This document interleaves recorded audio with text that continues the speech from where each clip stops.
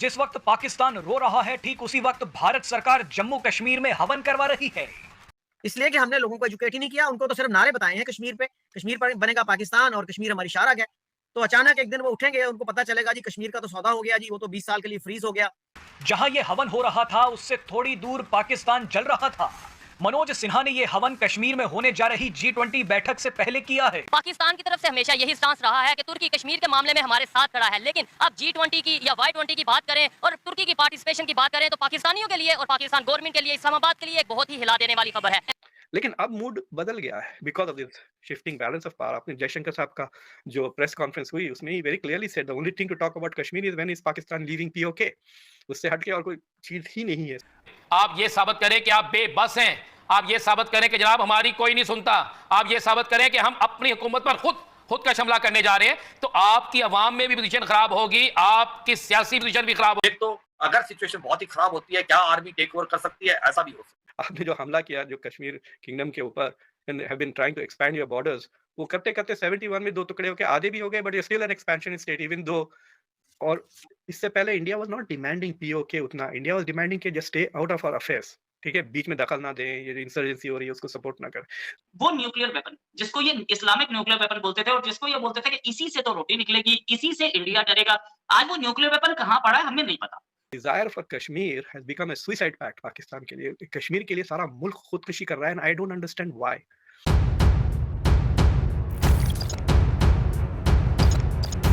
तो नमस्कार दोस्तों, जय हिंद। स्वागत है आपका पाकिस्तानी मीडिया से जुड़ी एक और फ्रेश और मज़ेदार वीडियो में। तो दोस्तों, जम्मू कश्मीर अब नए नए आयाम गढ़ने में लगा हुआ है। इसी कड़ी में कश्मीर विश्वविद्यालय में Y20 यूथ 20 परामर्श का आयोजन किया गया। ये आयोजन G20 की अध्यक्षता के तहत कश्मीर विश्वविद्यालय ने पहली बार आयोजित किया।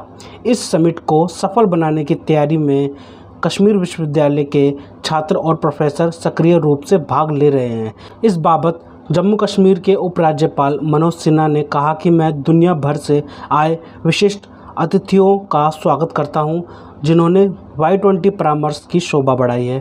साथ साथ जब पाकिस्तान अपनी तबाही पर रो रहा है, उसी वक्त भारत सरकार जम्मू कश्मीर में हवन करवा रही है। जम्मू कश्मीर के लेफ्टिनेंट गवर्नर मनोज सिन्हा ने एक मंदिर में G20 की बैठक से ठीक पहले पूजा की। इसी विषय पर पाकिस्तानी मीडिया का जोरदार रिएक्शन आया है। पाकिस्तानी मीडिया अपने डिबेट शोज में चर्चा कर रही है कि पाकिस्तान जल रहा है, लेकिन कश्मीर का राग अलापना नहीं छोड़ा पाकिस्तान ने।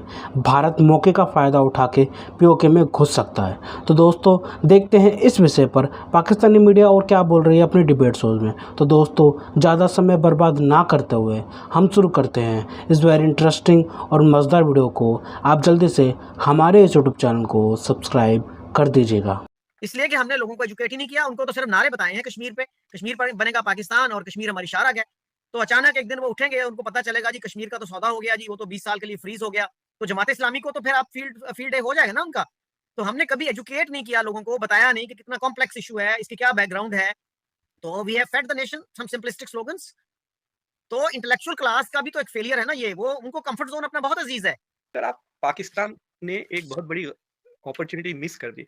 अब क्या हो गया है कि इंडिया का पावर ऊपर हो गया है। द रिलेटिव पावर बहुत ज़्यादा हो गया है कंपेयर टू पाकिस्तान। आप इकोनॉमी ले लिए, इंडिया इज़ 3.8 3.6 ट्रिलियन, आप कुछ 400 बिलियन के करीब है या उससे भी कम है, तो इंडिया कम 10-12 जी गुना। कम। हाँ, तो India is about 12 times bigger than Pakistan, right? Economic size में, but there India has momentum going forward, growth rates देख लें, हथियार भी देख लें, it's the third biggest defence budget in the world, so the power gap is increasing. Plus stability India में बहुत ज़्यादा है compare to Pakistan internal stability.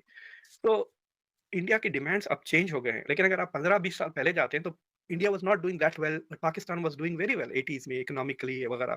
तो उस ज़माने में अगर आप फॉरवर्ड थिंकिंग करते, they had some good knowledge about what where India was going, then I think that was the time for Pakistan to resolve this issue when it had a better advantage.